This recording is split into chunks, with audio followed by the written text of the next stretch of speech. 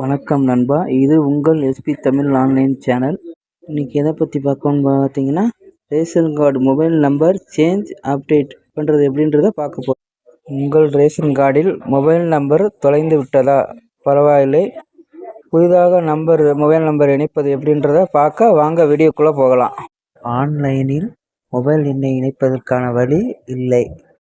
Offline முறை மிகவும் எளிதானது. உங்கள் மொபைல் நம்பர் தொலைந்து விட்டாலோ அல்லது தற்போது பயன்பாட்டில் இல்லை என்றாலோ இந்த முறையை பயன்படுத்தி எளிதாக உங்கள் மொபைல் நம்பரை இணைத்து கொள்ளலாம்.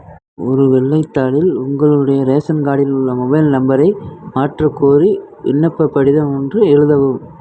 அத்துடன் உங்கள் ரேஷன் கார்டு நகல், ஆதார் அட்டை நகல் இணைக்கவும்.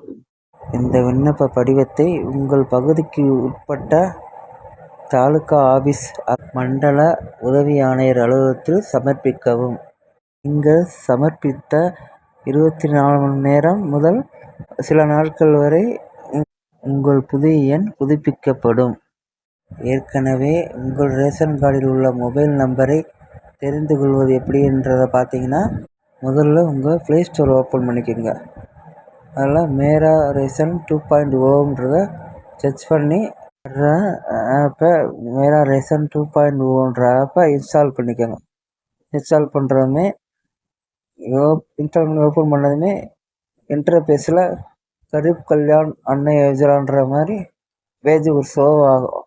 அடுத்ததாக உங்கள் லாங்குவேஜ் என்னவோ அதை செலக்ட் பண்ணுற மாதிரி இருக்கும். அடுத்ததாக கீழே பார்த்தீங்கன்னா பெனிஃபிஷரி யூசர்ன்றதை கிளிக் பண்ணிக்கோங்க. கீழே உங்கள் ஆதார் நம்பரை கரெக்டாக பார்த்து என்ட்ரு பண்ணிக்கோங்க. அடுத்ததாக கீழே உள்ள கேப்சாவையும் பார்த்து சரியாக என்ட்ரு பண்ணிக்கோங்க.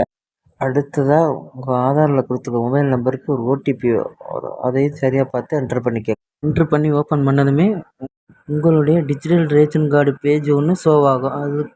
அதில் நீங்கள் என்ன ஸ்கீமோ அது இருக்கும். அது கீழே குடும்பத் தலைவர் நேம், அதுக்கு கீழே ஃபோன் நம்பர், அதை பார்த்து நீங்கள் தெரிஞ்சுக்கலாம். இந்த மெத்தடு மூலிமா உங்கள் நம்பரை தெரிஞ்சுக்கிறதுக்கு உங்கள் கார்டு பிஹெச்ஹெச் ஏஐஒய் கார்டாக இருந்தால் மட்டும்தான் இது முடியும்.